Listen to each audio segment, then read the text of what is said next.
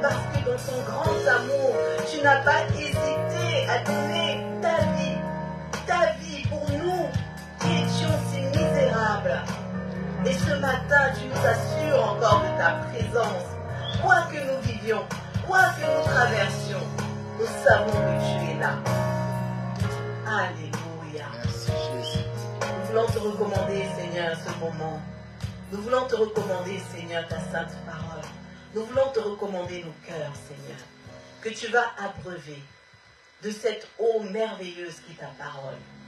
Seigneur, nous avons soif de toi et nous voulons faire silence dans nos cœurs.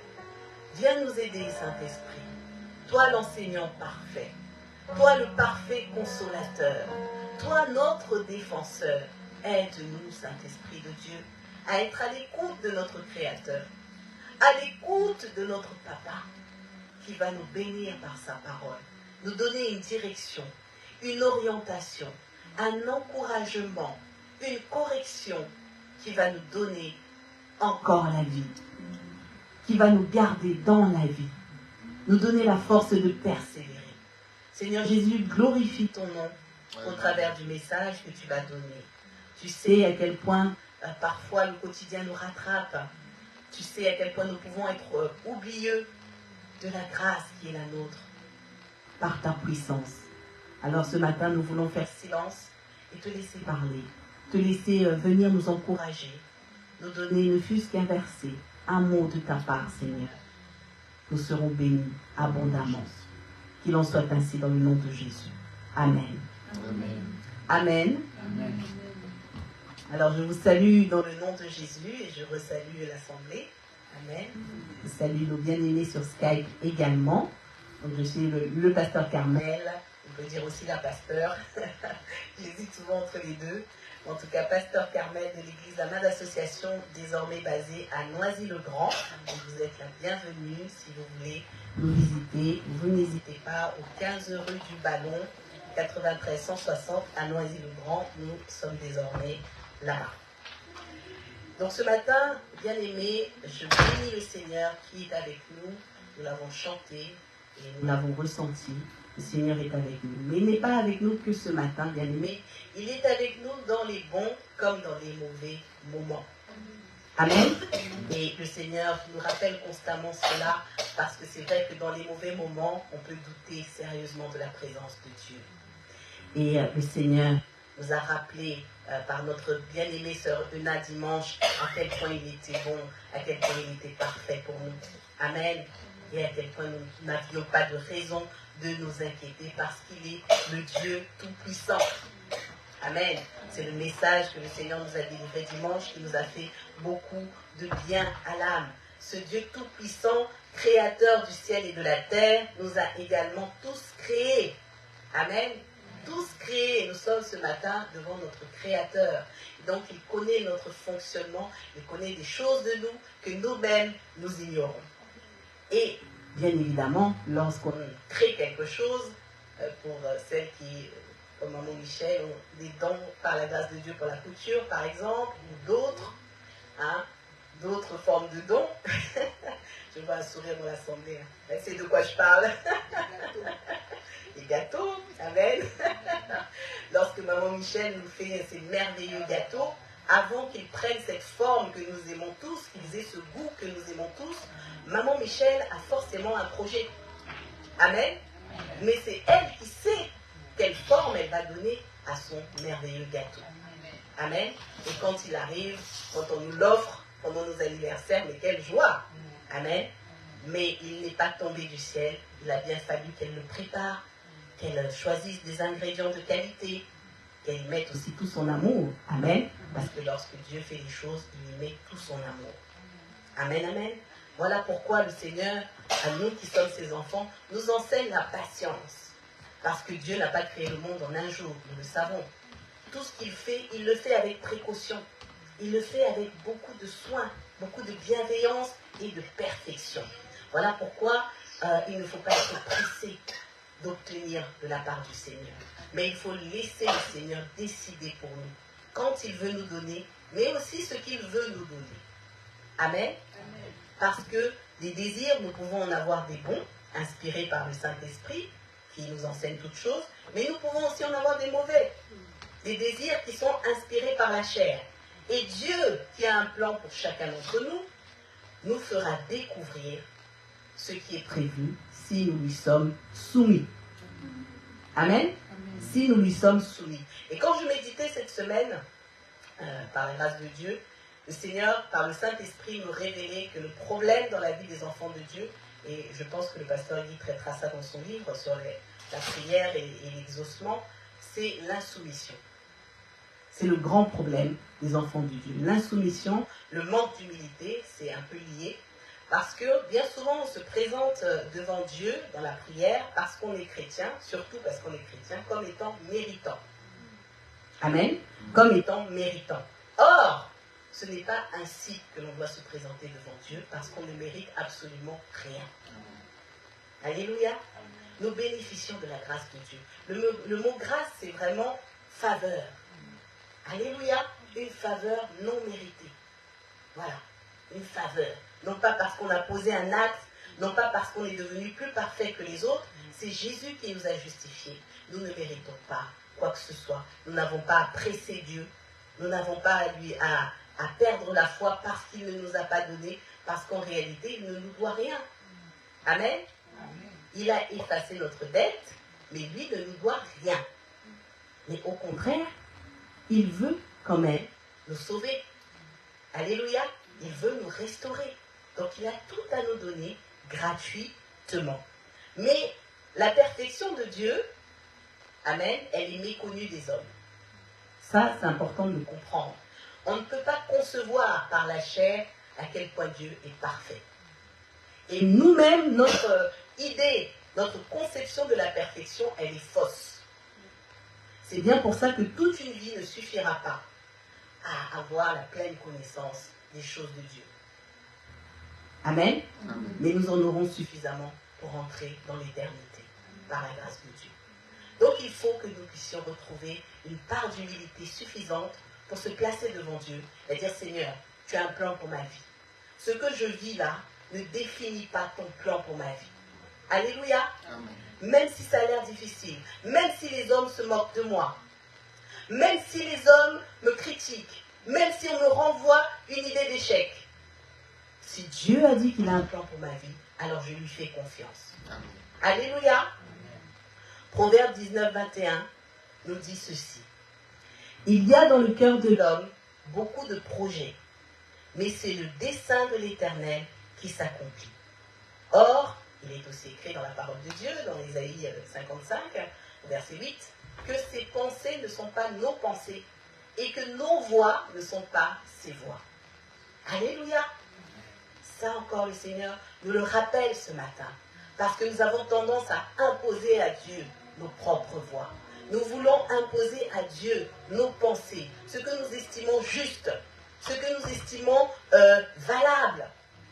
Parce que nous estimons que nous avons souffert 20 ans, il est temps que ça s'arrête. Et puis surtout quand on commence à se comparer aux autres. Moi j'ai souffert 20 ans, mais le pasteur Guy, tout lui est réussi. Et pourtant nous prions le même Dieu. Alors là, Seigneur, tu es injuste. Voilà en général la conclusion à laquelle nous arrivons. Dans nos cœurs, quand nous nous comparons les uns aux autres. Mais Dieu a un plan pour chacun d'entre nous, bien-aimés, et nous n'emprunterons pas le même chemin. Lorsque vous regardez ne fût-ce que le parcours des différents personnages de la Bible, ce n'était pas le même parcours. Amen. Ils n'ont pas la même expérience avec Dieu, mais ils ont la même destination et Dieu a le même but. Alléluia. Alléluia. Une chose est sûre, c'est que Dieu veut déjà premièrement nous rappeler, c'est qu'il utilise toutes les circonstances de notre vie pour notre bien. Amen. Même si on ne le comprend pas, même lorsqu'on est dans le feu de l'épreuve, même lorsqu'on est dans la maladie, dans la douleur, dans la souffrance, dans l'abandon, que tout le monde nous rejette, ces circonstances-là, et nous allons le voir au travers du personnage de Joseph ce matin, ces choses-là sont pour notre bien et pour l'accomplissement du plan de Dieu qui dépasse notre propre vie. Amen. Le plan de Dieu ne se résume pas à notre vie, à notre existence. Amen. Amen. Nous pleurons la plupart de nos morts. Parfois, nous les pleurons toute une vie. Mais ceux qui sont morts dans le Seigneur sont dans la paix, dans le repos. Amen. Ce qui les attend, c'est mieux que tout ce qu'ils auront connu dans cette vie. Et ça, Dieu le sait. Nous, par la chair, on ne sait pas. Donc on est triste, on se morfond, on perd beaucoup de temps d'ailleurs dans la tristesse. Mais Dieu, ces personnes-là ne nous appartiennent pas plus qu'à Dieu. Hein. Amen. Donc Dieu ne va pas s'excuser de reprendre Maman Carmel aujourd'hui pour vous. Il ne va pas s'excuser par rapport à vous. Parce que je suis son enfant. S'il a décidé que j'aille me reposer, que maintenant je peux entrer dans la gloire, ça c'est Dieu qui décide et la décision sera bonne, que vous la compreniez ou pas. Amen. J'espère que vous me suivez. Dieu nous révèle ce qui est bon. Il ne nous laisse pas non plus dans l'ignorance. Alléluia. C'est pour ça que lorsque le pasteur Guy Mardi enseignait, il disait qu'il faut se présenter devant lui. C'est notre Père. Il n'y a pas besoin d'intermédiaire. Quelles que soient les questions que nous avons, Dieu finit par nous répondre. Alléluia. Parce que c'est un bon Père. Nous allons lire 1 Corinthiens 2. 1 Corinthiens 2 au verset 10. 1 Corinthiens 2. Je vais lire les versets 9 et 10. Je lis la parole de Dieu. Mais comme il est écrit, ce que l'œil n'a pas vu, ce que l'oreille n'a pas entendu, ce qui n'est pas monté au cœur de l'homme, Dieu l'a préparé pour ceux qui l'aiment. Or, c'est à nous que Dieu l'a révélé par son esprit, car l'esprit examine tout, même les profondeurs de Dieu. Je poursuis au verset 11. En effet, qui parmi les hommes connaît les pensées de Dieu? Si ce n'est, En effet, qui parmi les hommes connaît les pensées de l'homme, si ce n'est l'esprit de l'homme qui est en lui? De même, personne ne peut connaître les pensées de Dieu, si ce n'est l'esprit de Dieu. Amen. Amen. Avons-nous le Saint-Esprit ou pas? Nous avons le Saint-Esprit, n'est-ce pas? J'espère que vous savez que vous avez le Saint-Esprit. Alléluia. Nous avons le Saint-Esprit, donc le Saint-Esprit en nous nous révèle les choses de Dieu. Si nous en sommes remplis, bien évidemment. Amen, amen, amen. Gloire à Dieu. Donc, comprenons aussi que la parole de Dieu, elle est avant tout spirituelle. Amen. Elle est avant tout spirituelle et elle nous est révélée par l'Esprit de Dieu. C'est ce même Esprit qui a inspiré les Saintes Écritures à tous les différents auteurs de la Bible. C'est cet Esprit qui nous enseigne la parole et qui nous permet de comprendre la volonté de Dieu. J'ai souvent ce débat avec mon frère, par la grâce de Dieu. Dieu nous a beaucoup bénis dans la famille. Hein. Tout le monde se dirige un peu vers l'enseignement et le pastorat, gloire à Dieu. Amen.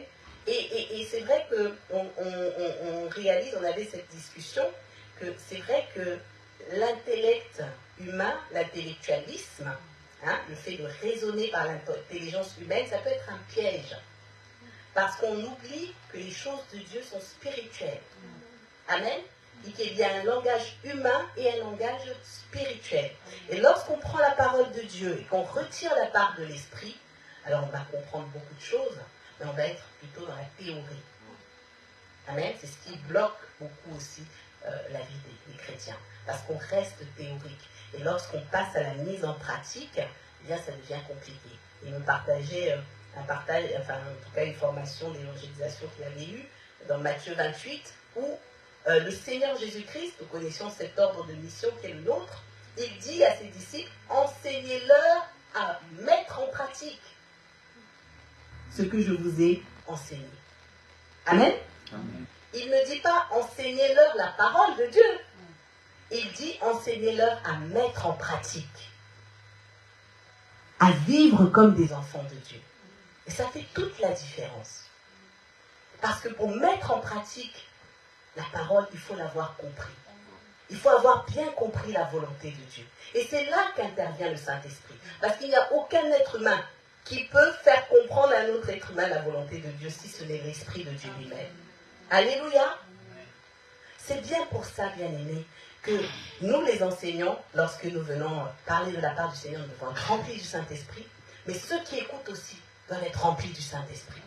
Parce que l'Esprit parle à l'Esprit. Alléluia. L'Esprit ne parle pas à la chair. Si le matin, tu ne t'es pas disposé, lorsque tu viens au culte, nous prions pour les enfants, hein, quand nous avons des enfants, c'est nous les parents qui devons prier aussi pour les jeunes enfants. Mais si nous ne sommes pas disposés, nous allons venir, nous allons écouter, nous allons ressortir comme si de rien n'était. Et je nous renvoie à la parabole du semeur. Amen. Voilà pourquoi nous devons être remplis du Saint-Esprit. Et même lorsqu'on est bébé spirituel, nous sommes là dans la prière, dans l'intercession pour que ce remplissage se fasse pour chacun. Et avec la méditation de la parole de Dieu, les choses se mettent en place parce que le Saint-Esprit est à l'œuvre. Alléluia. Donc ne négligeons pas la part de l'Esprit. Et donc je disais que même lorsque les circonstances sont mauvaises, elles ne peuvent pas empêcher le plan de Dieu de s'accomplir. Alléluia. Dieu est tout puissant. Donc même lorsque le feu brûle, si Dieu n'a pas dit son dernier mot, le feu peut brûler. Rien ne va se passer. Amen. On aura mal, c'est vrai, mais au travers de cette douleur, Dieu nous enseigne. Il ne néglige aucun détail, bien aimé. Il y a forcément une leçon à retirer de ce que nous sommes en train de vivre. Des forces à acquérir. Une intelligence, un renouvellement de l'intelligence par la grâce de Dieu. Nous allons voir le cas de Joseph rapidement. Le cas de Joseph, qui est fils de Jacob. Et lorsque on s'intéresse à son histoire, dans Genèse 37, je lis page de la Bible, je repars dans la Genèse. C'est une histoire que nous connaissons bien. On va la revisiter rapidement. Dans Genèse 37, voilà. Nous pouvons voir nous pouvons constater qu'en fait Joseph a commencé à subir la méchanceté de la part de ses frères très jeunes. On peut avoir l'impression que le malheur de Joseph commence lorsqu'il a été vendu.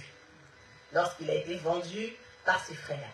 Mais en fait, ça commence depuis la maison de son père. Pendant qu'il vivait avec ses frères, il avait 17 ans, nous dit la parole, mais peut-être que ça avait commencé beaucoup plus tôt. Mais déjà, en tant qu'adolescent, il subissait la méchanceté de la part de ses frères, leur jalousie. Amen. Je vais lire le verset 3, Genèse 37, à partir du verset 2 à 4. Voici la lignée de Jacob. À l'âge de 17 ans, Joseph prenait soin du troupeau avec ses frères. Le garçon était en compagnie des fils de Bila et de Zilpa, des femmes de son père, et ils rapportaient leurs mauvais propos à leur père. Israël, donc Jacob, aimait Joseph plus que tous ses autres fils, parce qu'il avait eu dans sa vieillesse, et il lui fit un habit de plusieurs couleurs. Ses frères remarquèrent que leur père l'aimait plus que tous, et se mirent à le détester. Ils étaient incapables de lui parler sans agressivité. Amen. Voilà ce que nous dit la parole de Dieu. Donc Joseph, c'est un homme qui a eu plusieurs femmes, pour ceux qui connaissent l'histoire, qui a eu plusieurs femmes, plusieurs enfants avec différentes femmes, ce qui n'est pas une chose à reproduire. La parole de Dieu est aussi là pour nous enseigner les comportements qui sont mauvais et qu'il ne faut pas adopter. Amen. Mais le temps de l'ignorance, comme nous en avons nous-mêmes dans notre vie, alors c'est en lisant les Saintes Écritures qu'on tire des leçons et qu'on ne reproduit pas. Mais voilà, nous avons là un père qui faisait des préférences et ce n'est pas une bonne chose en tant que parent parce que là vraiment c'est une parenthèse, ça amène la haine, la division et lorsqu'il y a la haine et la division, nous savons que ça attire les démons. Amen. Donc vraiment, par favoritisme, le papa a malheureusement ouvert cette porte à la haine et à la division. Et donc, Joseph ne devait pas vivre des moments faciles, déjà, dans son jeune âge, dans la maison de son père. Vous imaginez quand même, nous avons tous des frères et sœurs, nous avons des enfants, vous imaginez un tel climat dans la maison ? Vous êtes censés vivre ensemble et il y a de la haine, il y a de la jalousie. Vous imaginez la souffrance intérieure ? On a parlé dans le cercle des femmes sous la direction de Maman Michel des blessures intérieures. Mais vous imaginez ce que ça a pu générer dans le cœur de Joseph. Ça n'était certainement pas facile. Et pourtant, celui-là qui devait être traité comme le pestiféré, qui devait souffrir toute la journée de la méchanceté des autres, celui-là, pour cet enfant, pour cet adolescent, Dieu avait un plan. Amen. Dieu avait un plan. Mais il n'a pas eu une jeunesse toute rose. Même à l'âge adulte, quand il a été vendu, bon, il a eu un certain temps de souffrance. Donc ça a duré quand même pas mal d'années. Mais pourtant, Dieu avait un très grand plan pour Joseph et pour toute sa famille. Amen. Vraiment, le Seigneur insiste, a beaucoup insisté quand je méditais, ne faisons pas de favoritisme. Ça, c'est vraiment un message pour les parents, mais c'est aussi un message de manière générale pour les enfants de Dieu. Ne faisons pas de favoritisme. Le favoritisme est quelque chose de mauvais. Amen. L'amour que Dieu nous demande de disposer, c'est l'amour pour tous. Mais on ne peut pas aimer plus l'un que l'autre. C'est important. Et lorsqu'on sème cela dans la vie des enfants, ça amène des catastrophes. Les principes de Dieu que nous devons enseigner aux enfants, ce sont les principes de l'amour, de la paix et du partage. Alléluia.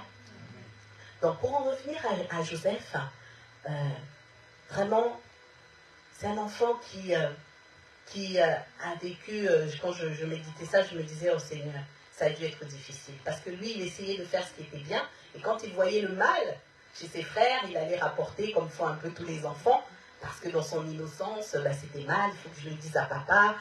Et ça générait de la haine dans le cœur de ses frères, de même sang. Et c'est très difficile ça. Lorsqu'on a comme ça des rapports où il y a de la méchanceté alors que ce sont tes frères de sang, c'est vraiment une blessure terrible. Et je suis sûre qu'il y a des gens qui vivent cela. Et vraiment Dieu est bon parce que lorsqu'on observe l'histoire de Joseph, on peut se dire, mais quand Dieu a béni Joseph, pourquoi est-ce qu'il a inclus encore ses mêmes frères dans la bénédiction? Si on raisonne par la chair, on va raisonner comme ça. Parce que en tant que chrétien, même lorsqu'on est dans la souffrance, lorsque quelqu'un nous oppresse, nous persécute, on a hâte qu'il soit confondu. Amen. On a hâte, on est pressé. Ça devient même un moteur. Au lieu que ce soit la foi le moteur, c'est la confusion de l'autre qui devient un moteur. Non, bien aimé. Dieu n'œuvre pas comme ça. Parce que Dieu connaît les raisons du cœur de ces personnes, pourquoi elles agissent ainsi, quels sont leurs besoins. Amen. Dieu n'est pas là pour confondre, il est là pour justifier, pour sauver. Les ennemis seront confondus par leurs propres bêtises, mais l'objectif principal, c'est le salut. Amen. Vraiment, Dieu est incomparable, parce qu'il change le mal en bien. Il a vraiment changé le mal en bien dans l'histoire de Joseph, bien aimé. Nous pouvons vraiment lui faire confiance. Quand Habakkuk, au chapitre 2, verset 3, dit que si la prophétie ou la promesse tarde, attends-la, elle s'accomplira certainement. C'est la parole de Dieu et nous pouvons y croire. Amen. Dieu a parlé à Joseph. Pendant qu'il était dans ce climat, très jeune, Dieu lui a parlé. En songe, Dieu lui a révélé le destin qui l'attendait. Alors il était jeune, il n'avait pas très bien compris. Mais ce que je voudrais vous dire ce matin, nous dire à tous, c'est que Dieu nous parle. Dieu ne me parle pas plus à moi qu'à chacun d'entre vous.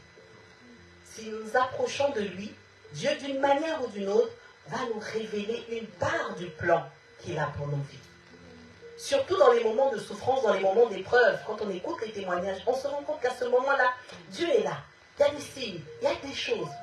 On fait des songes. Soyez attentifs. Certains d'entre vous vont faire des songes.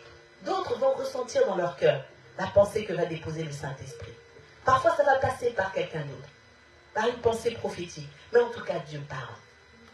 Amen. Dans le cas de Joseph, il lui a parlé. Dans Genèse 37, toujours, verset 5, verset 9, par des songes.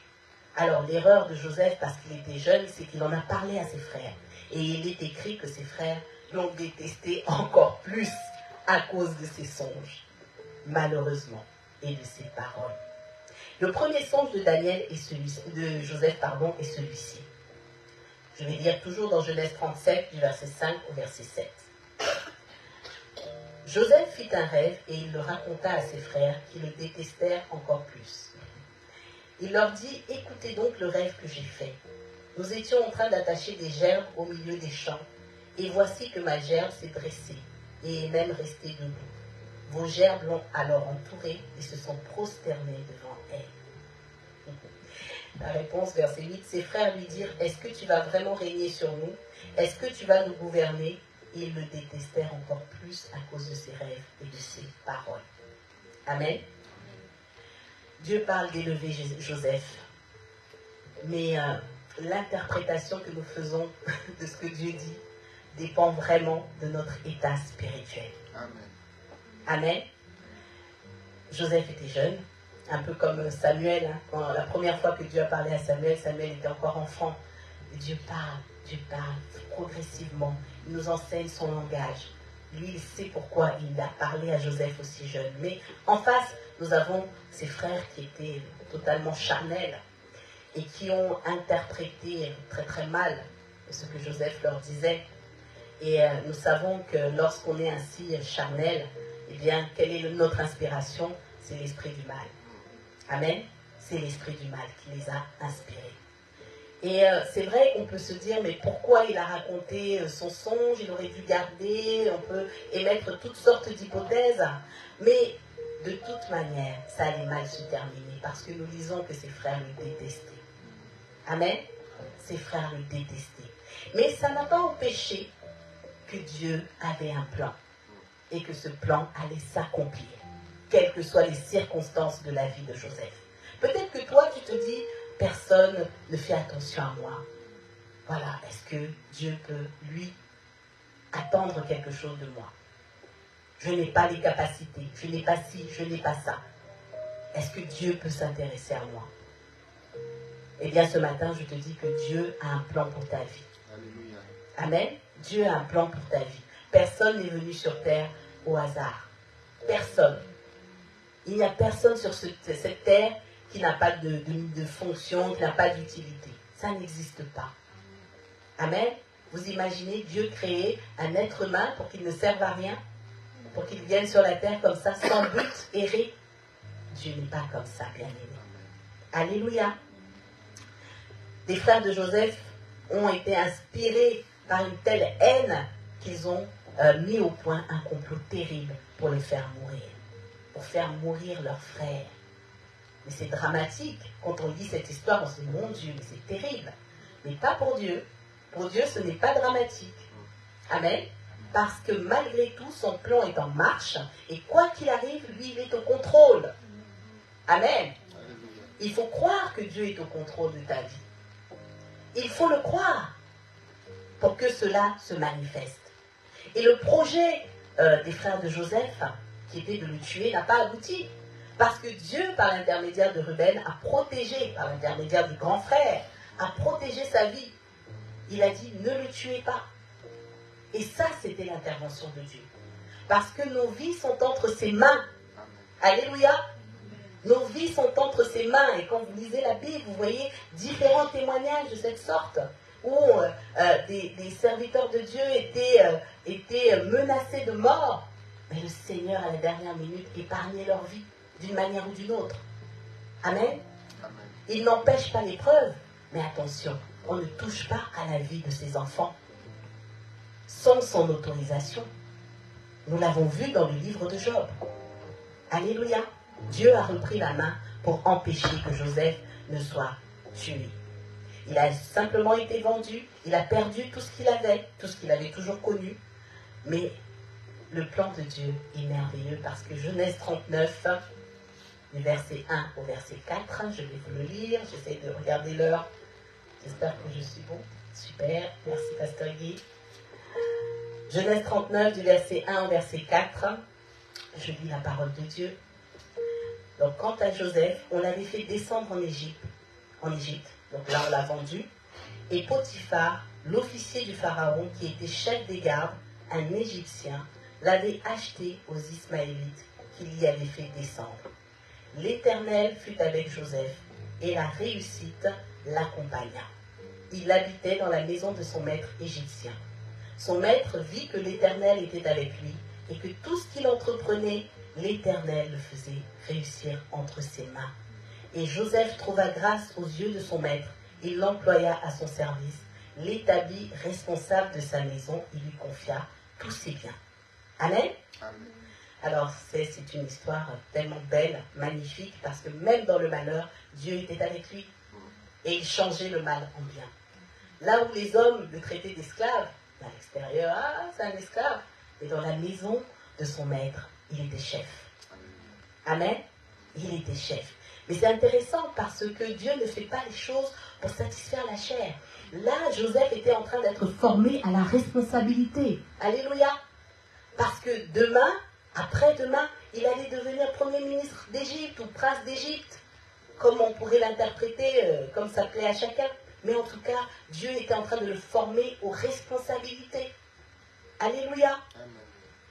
Et c'est vrai que c'est important de se laisser conduire par le Seigneur. Parce que même quand on veut devenir, je ne sais pas, même quand on veut faire un service, il faut être formé. Quand on va prendre un emploi, il y a un temps de formation. Pour tout ce que nous avons à faire, il y a un temps de formation. Alléluia. Amen. Dieu est un Père sérieux, responsable. Et donc, il forme son enfant pour la responsabilité. Amen. Donc, on pourrait se dire, ah, là, Dieu a béni Joseph. Mais pas seulement.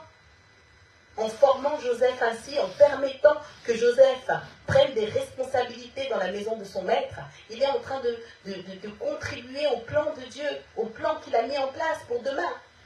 Amen. Amen. Et notamment pour la nation d'Israël. Parce que Dieu voulait qu'Israël ensuite aille en Égypte. En tout cas, la famille de Jacob passe par l'Égypte. Amen. C'est dans le plan de Dieu tout cela. Donc ça ne dépendait pas que de Joseph. Tes circonstances ne dépendent pas ne sont pas que pour toi. Amen. Et c'est important de s'approcher de Dieu pour comprendre, pour se laisser dépouiller dans la chair, pour s'oublier, pour mourir à soi et laisser Christ conduire les choses. Amen. Joseph est allé en prison après ça. Combien même les choses lui réussissaient, Joseph est allé en prison. On pourrait se dire, mais Seigneur, que des preuves. Mais pareil, la Bible dit que Dieu était avec lui. Amen. Et ce passage en prison, en fait, c'était comme prendre un train pour aller tout droit vers sa destinée. Parce que c'est après ça qu'il est entré, justement, chez Pharaon. Ce que nous devons donc retenir, bien-aimés, c'est que Joseph a traversé toutes les épreuves de sa vie en étant soumis à Dieu. Amen. On ne va pas tout lire, toute l'histoire, mais quand vous la méditerez, j'espère par la grâce de Dieu, vous verrez qu'on ne parle pas des larmes de Joseph. Pendant toute cette période, on ne parle pas de sa souffrance, on ne parle pas de ce que lui-même il a ressenti. Amen. Mais la seule fois où on parle des larmes de Joseph, c'est quand il a revu ses frères. Amen. Quand il était déjà bien dans sa vie, restauré, que le Seigneur l'avait béni, il a revu ses frères et là, il a pleuré. Amen. Donc c'est important d'être soumis à Dieu. C'est important de regarder à lui. Dans chaque épreuve, Dieu est avec nous, comme il a été avec Joseph. En prison, lorsqu'il était en prison, je disais, Dieu a étendu sa bonté sur lui. C'est écrit. Il a étendu sa bonté sur lui et il lui a fait gagner la faveur du chef de la prison, au point que lui qui était prisonnier est devenu encore le chef des autres prisonniers. Alléluia. Et c'est extraordinaire, il n'y a que Dieu pour faire ces choses-là. Alors, nous, en tant que chrétiens, aujourd'hui on nous emmène en prison. Moi, la première, je tombe, je m'évanouis, on ne me retrouve plus. Je tombe en dépression parce qu'on se dit c'est fini, c'est terminé. Là, je suis en prison, Dieu ne peut plus rien faire pour moi. C'est fini. Amen. Quel sentiment on peut être, ceux de Joseph à ce moment-là. Mais on voit, parce que ce n'est pas écrit, on a l'impression vraiment d'un calme. On a l'impression qu'il il se laisse conduire, se laisse diriger. Il a refusé de pécher contre Dieu dans la maison de Potiphar. Il a refusé. Amen. Donc Joseph a une bonne relation avec Dieu, ça on peut le dire. Il n'est pas parfait, mais il a une bonne relation avec Dieu. Et Dieu peut nous bénir n'importe où, dans n'importe quelle situation. Retenons-le. Même si aux yeux des hommes, tout semble perdu pour nous, Dieu, il voit les choses selon son propre regard, selon son propre plan. Et son plan, je le redis, est plus grand que tous les projets qui nous sont inspirés par la chair. Amen. Tous les projets qui nous sont inspirés par la chair. Et il y en a beaucoup. Il y en a énormément. Et ça nous fait perdre la direction, bien souvent. Et je vois un peu comment ça s'exprime. Hein. Aujourd'hui, on a besoin d'un sac, quoi, le sac de nos rêves. Dès qu'on a le sac, c'est la chaussure de nos rêves. Dès qu'on a la chaussure de nos rêves, c'est la voiture de nos rêves. La maison, ah maintenant c'est plus la maison, c'est autre chose. Et c'est un cycle dont le Seigneur veut nous sortir.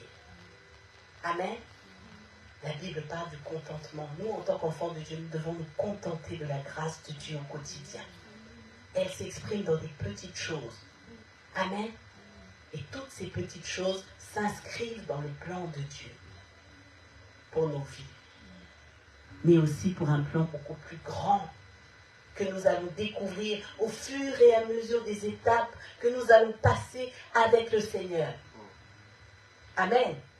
En Christ, tout est accompli. Donc les choses invisibles vont forcément se manifester dans le visible au temps de Dieu. Alléluia. Au temps de Dieu. Et le Seigneur nous enseigne la patience. Le Seigneur nous forme par rapport à ce qu'il attend de nous. Il nous forme. Amen. Pour certains, ça va être dans la maladie. Pour d'autres, ça va être dans le chômage. Ou tellement d'autres choses. Dans le célibat. Amen. Qui n'est pas une malédiction, le célibat. C'est important de le savoir. Même si le mariage est une bénédiction, mais le célibat n'est pas une malédiction pour autant. Alléluia. Nous devons être à l'écoute de Dieu, qui veut nous enseigner dans chaque épreuve, comme il l'a fait avec Joseph, nous bâtir, nous former en vue de nos responsabilités dans le Seigneur. Vous savez, bien aimé, même parler à une âme, évangéliser une âme au sein de ta famille, dans ton travail, c'est une responsabilité que Dieu te donne. Amen. Amen. Ça peut être peut-être ta mission pour la vie. Mais Dieu peut te préparer à cette mission, même pour une seule âme, Dieu peut te préparer pendant 10 ans. Alléluia. Parce que les âmes ont du prix aux yeux du Seigneur. Une seule âme, bien-aimée, a du prix aux yeux du Seigneur. Alléluia. C'est pour ça qu'en tant que chrétiens, nous ne devons pas être orgueilleux. Le Seigneur insiste aussi dans mon cœur. Nous ne devons pas être orgueilleux, penser que nous sommes méritants et vivre de manière sectaire. Bien évidemment, nous devons choisir nos fréquentations, avoir un mode de vie sain, parce que nous avons délaissé tout ce dont nous nous sommes dépouillés. Mais ne regardons pas les autres avec dédain. Amen. Ne regardons pas les autres avec dédain, mais avec compassion. Pour être capable de prier pour ceux qui n'ont pas encore reçu le salut. Amen. Être capable de prier pour ceux qui débutent. Être capable d'encourager ceux qui chutent pour qu'ils se relèvent. Au nom de Jésus. D'être ferme aussi avec les récidivistes, avec ceux qui volontairement choisissent de pécher. Et cet équilibre, c'est le Saint-Esprit qui nous le donne. Mais nous ne sommes en rien méritants. Alléluia. Amen. Vraiment que Dieu nous aide. Dieu nous aide. Il ne laisse rien au hasard. Il vient traiter tous les détails de notre vie. Il est le divin potier, je le disais au début, il est le divin potier qui nous donne la forme qui lui plaît. Alors nous ne devons pas avoir peur de le laisser nous conduire. Amen. Nous ne devons pas avoir peur de ça. Il est parfait, notre Dieu. Il est parfait. Même si nous ne connaissons pas le chemin en question, si Dieu est avec nous, allons-y. Amen. Allons-y, c'est pas grave. N'ayons pas peur des choses de Dieu, hein, bien-aimés. Au contraire, elles sont bonnes pour l'âme. Ah, j'étais dans la joie, j'avais pas envie d'arrêter là-haut, là-bas, de Philippe, là. Amen. J'ai vu le pasteur Guy descendre, là. On est dans la joie. Même prier, ça fait du bien à l'âme. Il ne faut pas avoir honte en se disant je ne sais pas prier. Devant Dieu, on ne se pose pas ces questions. Amen. Parce que c'est lui qui nous enseigne toutes ces choses. Il faut prendre la victoire dans le Seigneur. Essayer, tenter, même si on fait mal. Dieu va nous enseigner toutes choses par son esprit. Alléluia. En Christ, tout sert la gloire de Dieu. Et le mal est toujours changé en bien. Amen. Toujours changé en bien au temps de Dieu. Au temps de Dieu. Et là intervient la patience. la prière persévérante. C'est notre respiration, la prière, bien-aimée. Désormais, c'est la prière. Tant qu'on n'a pas reçu, on prie, on continue à prier. Amen. Et ce n'est pas juste pour demander qu'on prie. Amen. Ce n'est pas seulement pour demander. Hein. La prière, c'est aussi l'occasion de rester en communion avec le Père. Notre vie a de la valeur à ses yeux. Nous sommes chers à son cœur, bien-aimés. Nous sommes chers à son cœur. Je vais conclure en nous rappelant que Christ a payé de sa vie pour notre salut. Il ne faut pas oublier ça. Alors, qui paierait de sa vie s'il n'aimait pas la personne pour qui il paye? Amen. C'est une bonne question à laquelle il faut chacun répondre. Si Dieu ne m'aimait pas, pourquoi est-ce qu'il aurait donné ça, la vie de son fils, son unique fils? N'oublions pas que le sang d'un innocent a coulé pour nous purifier. Nous étions chargés de péché. Ça, il ne faut jamais l'oublier. Nous étions vraiment chargés de péché. Si nous nous asseyons, nous examinons notre vie, oh, la joie va nous envahir. Vraiment. Oh là là, la joie va nous envahir. Je parle pour mon cas. Amen. N'oublions pas que Dieu veut le meilleur pour nous. Pour toi, pour moi. Dieu veut le meilleur. Il a des projets de paix et de bonheur. Alors soumettons-nous à lui. Je conclus par là. Gardons la foi. Gardons la foi, quoi que nous sommes en train de vivre. Gardons la foi. Quand c'est trop difficile, rassemblons-nous pour prier. Amen. Le Saint-Esprit est à l'œuvre pour nous consoler, pour nous fortifier, pour nous faire avancer. Et la parole de Dieu est notre nourriture. Lorsque nous la méditons, nous rechargeons les batteries par la grâce de Dieu. Amen. Que la volonté de Dieu s'accomplisse pour chacun d'entre nous. Au nom de Jésus-Christ. Amen. Amen.